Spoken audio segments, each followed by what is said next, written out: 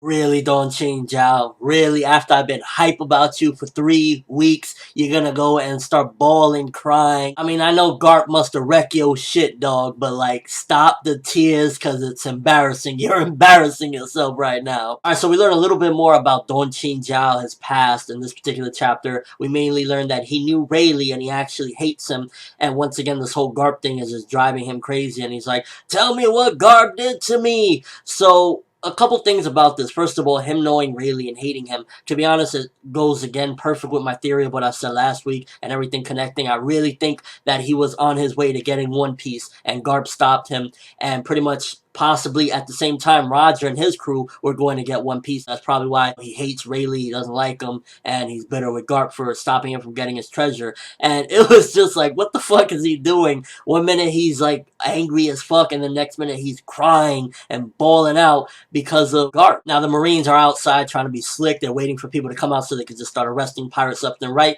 Good strategy. I mean, you know there's going to be a bunch of criminals inside of this Coliseum. Why don't you just wait outside and start nabbing them left and right? Good strategy by them. You got Bastille outside waiting, and he doesn't really know what happened to Maynard. He's waiting like, yo, what happened to Maynard? But if he finds out that Bartolomeo knocked his ass out, he's gonna definitely want to go after Bartolomeo. And I could imagine Bartolomeo coming outside and telling him, yo, just to let you know, stop waiting for your dude. I kicked his ass earlier today. And I could just already see, based on everything that's going on, all the Marines clinging around, everything that's going down, at the end of this arc, there might be some big shit with the Marines, Luffy, and the pirates and everybody that is on this island right now. We also find out in this chapter that Doflamingo became king of Dressrosa 10 years ago. So that would be 8 years prior to One Piece even starting. Which means in the beginning of One Piece, he was already the king of Dressrosa, and he pretty much been in power for a very long time. Which makes sense because for him to structure everything the way he did on this island, it would take a while to do so. And it's hard to really figure Doflamingo out because a lot of times it seems as though he's just really this cruel guy. But then every now and then we get these inklings of him possibly being good, especially with his crew kind of caring for them. But then we also get messed up shit like what we heard in this chapter. That when he became king, he made a couple laws. He brought some devil fruit users that could turn people into toys. And the 2 laws that he made was pretty much lights out at 0 a.m. You know, everybody got to be indoors. Toys in the toys' houses,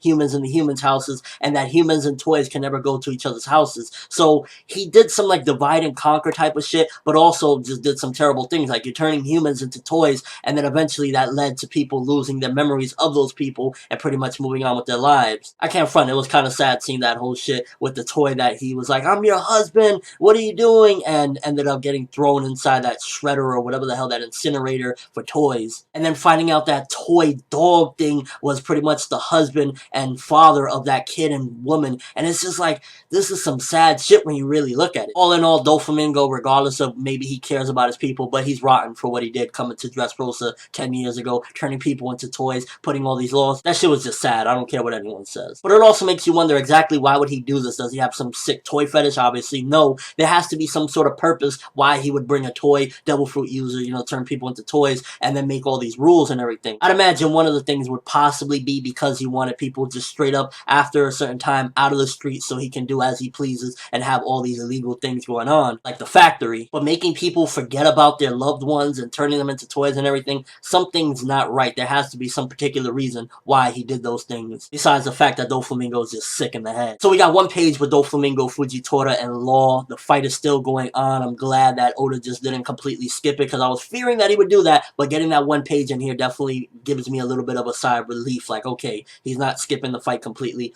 but Law is in serious trouble. I mean, again, unless somebody comes to save him, how the hell is he going to possibly get out of this? You got an admiral and you got Doflamingo kicking your ass. You got to give him props. At least he's not totally defeated yet. I could possibly see Law getting dragged away and being on like some death row shit just like Ace was. And last but not least, we got the revelation that the factory is under the Coliseum, which it's the perfect place to put it because at the end of the day, that's the one place people will never suspect. Like, you got people fighting left and right on top of there, but it's also risky. Like, what about if one of these giant ass fighters just so happen to bust down into the ground and fuck up the factory? Good hiding spot, but a dangerous one as well. I could clearly see maybe the battle with Luffy and Don Chinjao or something messing up the ground and breaking into the factory. Like Don Chinjao just going absolutely insane crazy and going for a headbutt and missing. missing and cracking the ground, revealing the factory. I wasn't too fond of the ending though with Usopp, Usoland, Robin.